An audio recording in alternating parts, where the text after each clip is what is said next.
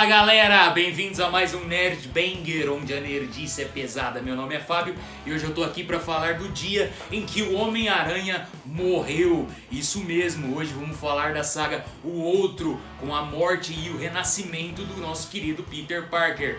Já curte esse vídeo, já se inscreve se você não for inscrito e já nos siga em todas as nossas redes sociais. Nós somos Nerd Banger no Face e no Insta. Dá um comentário aí também, galera, pra vocês darem uma engajada aqui no canal, para o YouTube ver que a gente é importante. Muito obrigado então, hein? Vamos lá pro vídeo e roda a vinheta, editor.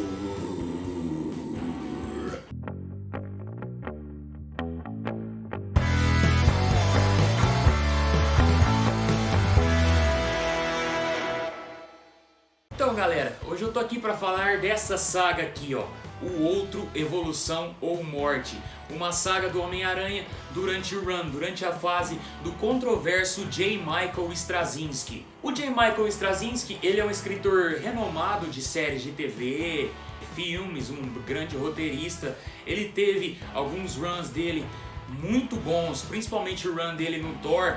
Eu acho que é um dos melhores runs da história do personagem. Ele tem também alguns trabalhos muito bons como Rising Stars, que seria como se fosse um Watchmen moderno. Ele tem também o Poder Supremo, que é uma HQ excelente, uma HQ assim que infelizmente ela não teve uma continuação, não teve um final fechadinho por conta da saída do Straczynski. Essa é uma mania muito ruim que ele tem de abandonar alguns trabalhos dele antes de concluí-los, né? Mas o run dele, a fase dele no Homem-Aranha é uma coisa controversa. Ela me traz alguns sentimentos ambíguos também, porque eu gosto de algumas coisas e eu detesto outras. O Straczynski, durante a fase dele no Homem-Aranha, ele decidiu trazer um lado mais místico pro personagem. Ele deu uma pequeno retcon na origem dele, colocando que a aranha ela não transmitiu os poderes para o Peter por conta dela estar radioativizada, dela estar mutada ali naquele momento. A aranha, ao receber a radiação, ela sentiu que ia morrer, então ela transmitiu o seu espírito, o seu totem de aranha, para o Peter antes de morrer por conta da radiação. É um conceito extremamente viajado. O Straczynski, ele costuma trazer alguns conceitos um pouquinho mais ousados, um pouquinho mais absurdos, e isso em alguns personagens cai bem, como no Thor. Eu achei o conceito de trazer Asgard para a Terra, eu achei um conceito ousado legal, que serviu bem ao personagem, mas nesse caso no Homem-Aranha, assim, eu tenho minhas ressalvas. Graças a esse guia espiritual que a aranha é para ele atraiu então para a Terra como se fosse um vampiro, um ser extradimensional chamado Morlun, que vive de sugar energias totêmicas de outros seres. A gente também é apresentado por Ezequiel, que é mostrado que é também um ser com um guia espiritual de aranha, que também tem poderes de aranha, um senhor de idade já. E é muito legal, assim, essa parte eu achei bem legal.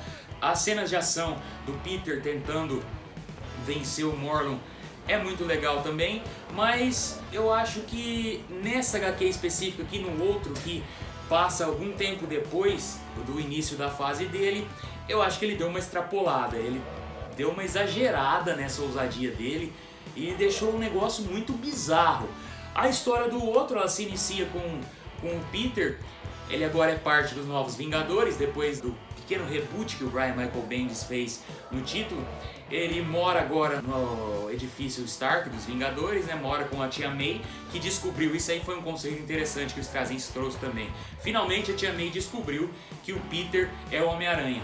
E agora os dois estão morando na Torre dos Vingadores junto com a Mary Jane, a esposa do Peter, o par romântico mais icônico do Peter Parker. E o Peter, ele começa a ter alguns presságios de morte, alguns pesadelos esquisitos, uns sentimentos estranhos, e ele tem certeza que ele vai morrer. E o pontapé inicial dessa história é aí. Você tem o Peter tentando lidar com essa morte iminente. Ele vai combater um vilão novo que aparece, o Rastreador, que parece ser um vilão meio assim, ralezão, né? E durante essa luta ele se fere e ao ser examinado, assim, fazer um exame médico, descobre-se que ele está morrendo mesmo, que o sangue dele está deteriorando por conta de alguma coisa que não é muito bem clara durante a história, não é muito bem revelado. Então ele parte para tentar aproveitar a vida ao máximo assim durante esse período, enquanto os Vingadores não conseguem achar uma cura, não tem certeza se vão conseguir achar uma cura. A primeira parte da história então segue com o Peter aí tentando lidar com a morte iminente, ao mesmo tempo que o Tony Stark, que se tornou muito apegado ao Peter durante essa época na cronologia, desesperado, parte atrás de alguma cura. Eles vão atrás do Bruce Banner, que é o maior especialista em radiação, e é inclusive nessa saga que acontece aquilo lá que já virou até uma curiosidade aí que eu vi no Facebook uns anos atrás. E é nessa saga que o Homem-Aranha vence o Hulk com uma piada. Ele conta uma piada tosca pro Hulk, o Hulk se acalma e volta a ser Bruce Banner. Então tem toda a comoção dos Vingadores tentando achar uma cura pro Peter, enquanto ele tenta aproveitar ao máximo a vida de casado dele com a Mary Jane, tenta finalmente viajar com ela, coisa que ele nunca fez. E eis que surge novamente um Morlun que no primeiro arco do Straczynski é dado como morto, e agora ele surgiu de novo misteriosamente, sem muita explicação, e ele parte novamente para pancadaria com o Peter, e dessa vez ele mata o Peter. Literalmente é uma cena assim até grotesca, assim, até nojenta. Ele arranca o olho do Peter com a mão assim e arregaça ele na porrada, ele fica completamente desfigurado, irreconhecível. Eu achei estranho essa decisão, porque você prepara durante a primeira parte inteira da história para ele morrer de um jeito. E aí do nada ele morre de um jeito que não tem nada a ver com o jeito que você estava preparado, esperando pra ele morrer, sabe? Ele morre na pancadaria, ficou esquisito isso. Mas a esquisitice vai ficar ainda pior durante essa HQ. O Peter então é levado para o necrotério dos Vingadores, onde eles vão tentar estudar alguma coisa. A Mary Jane e a Tia May estão completamente devastadas. Eis que de repente eles encontram a casca. Ao invés de estar o corpo do Peter, ali está a casca, está a pele dele, parece que saiu alguma coisa de dentro, e o Steve Rogers e o Tony Stark passam a investigar o que aconteceu, se foi alguém que sequestrou o corpo do Peter, mas tudo indica que quem escapou ali daquele quarto escapou de dentro para fora e não entrou de fora para dentro para pegar o corpo. Então a gente tem um grande casulo de teia surgindo embaixo de uma ponte em Nova York, e surge algum tempo depois desse casulo o Peter. Novamente ele se incubou e renasceu. Ele meio que entrou num casulo para curar os seus ferimentos e renasceu. Ele que já foi dado como morto, cientificamente morto, e voltou sem muita explicação. A explicação que é dada é novamente totêmica, é novamente mística, de que o homem morreu, mas ele tem que abraçar esse lado aranha dele, porque a aranha não morreu, a aranha trouxe ele de volta. E ele ganha novos poderes de aranha com isso. Ao meio que quebrar esse bloqueio mental dele, os seus poderes são elevados, a sua força e agilidade aumentam, ele consegue enxergar no escuro, aparecem alguns ferrões assim que ele consegue tirar, num esquema meio Wolverine mesmo, assim, meio ferrões misturados com Hidden Blade do Assassin's Creed, que saem do... Um bagulho bem bizarro, cara. É uma história assim que eu li, eu falei, cara, eu não sei o que o Straczynski pensou. Foi meio que o propósito da história é você dar novos poderes para a aranha, como teia orgânica também. Na época que ela saiu, estava saindo nos cinemas a trilogia do Sam Raimi, do Homem-Aranha, no qual a teia dele é orgânica e não através do disparador de teia que ele faz. Então ele meio que arranjou essa história como uma desculpa para dar essa teia orgânica pro Peter e acabou dando alguns poderes extras. É uma história bizarra, cara. É uma história assim que dá pra você se divertir até. E inclusive ele não teve nenhuma consequência depois na cronologia do Homem-Aranha, porque esses poderes extras eles foram esquecidos assim de uma hora pra outra. Nunca mais o Peter usou eles. O Peter logo depois ele volta a ter a teia do disparador sem ser a teia orgânica. E logo no final dessa edição mostra o Tony Stark preparando para ele o traje do Aranha de Ferro, que ele passa a utilizar mais pra frente, e logo depois a gente entra em Guerra Civil também, que ele muda, vai pro lado do Capitão América e abandona o traje.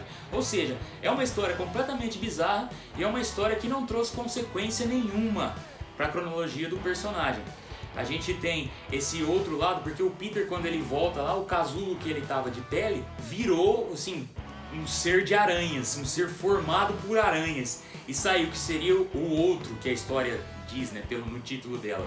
E o que teve de pequena consequência logo depois foi que esse ser de aranha aí assumiu uma forma humana, uma forma de uma mulher, e acabou entrando num relacionamento com o Flash Thompson, o grande amigo, antigo amigo do Peter Parker. Mas também não levou a lugar nenhum. É uma história assim, se você tiver tempo e tiver como conseguir ela fácil, vale a pena você ler. Algumas coisas que o Straczynski fez depois são muito piores, é claro, né? A gente teve a famigerada Pecados Pretéritos, na qual é descoberto que o Norman Osborn teve 2 filhos com a Gwen Stacy, a nossa querida Gwen Stacy. E é uma história que eu não, realmente, essa aí eu não sei o que ele estava pensando em fazer isso. E a gente tem a mais famigerada ainda, Um Dia a Mais, que é onde o Peter tem que vender o casamento dele pro capeta para salvar a tia May. Tive uma consequência direta da Guerra Civil. E que essa aí eu já não culpo tanto o Straczynski, porque foi uma decisão editorial que ele teve que acatar para acabar com o casamento. O que dá para culpar é a maneira que ele escolheu para acabar com esse casamento, né? Mas o Straczynski também, uma última nota sobre a fase dele, ele é responsável por um dos momentos mais bonitos da cronologia do Homem-Aranha, na saga Feliz Aniversário, que é o aniversário do Peter. O Doutor Estranho, Stephen Strange, ele dá de presente para o Homem-Aranha um encontro com o tio Ben. Ele traz a alma do tio Ben de volta por 5 minutos para conversar com o Peter. E é uma das partes mais emocionantes na cronologia do Homem-Aranha, essa conversa do Peter com o seu tio, o grande responsável por existir o Homem-Aranha, com a grande frase, com grandes poderes vem grandes responsabilidades. Isso aí então vê-se que a fase do Straczynski não é de todo ruim, mas ela vai ficar manchada na história por algumas histórias bizarras, como esse e o outro, e por algumas histórias estupidamente ruins, como Pecados Pretéritos e o famigerado Um Dia a Mais.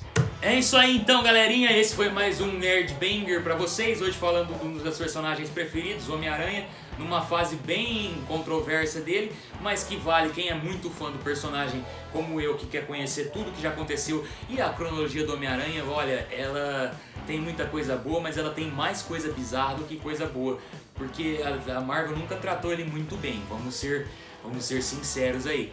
Mas é uma fase legal para vocês acompanharem.